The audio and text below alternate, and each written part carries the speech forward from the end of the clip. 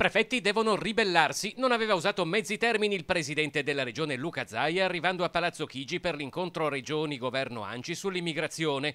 Il governo e l'accusa di Zaia si è occupato troppo tardi del problema e i prefetti dovrebbero ribellarsi alle direttive del Viminale e rispettare le istanze dei territori non rispondendo più al governo neanche al telefono.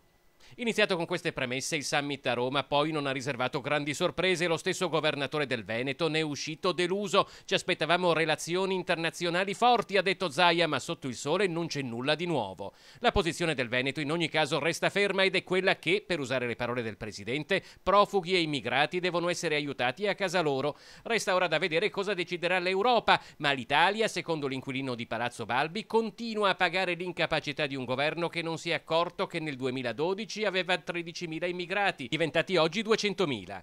Il nostro paese non paga un problema di unità tra le regioni, conclude Zaia. Non è per colpa di Lombardia e Veneto se l'Italia è meno forte in Europa come viene detto. Semmai è Mafia Capitale ad aver indebolito l'Italia.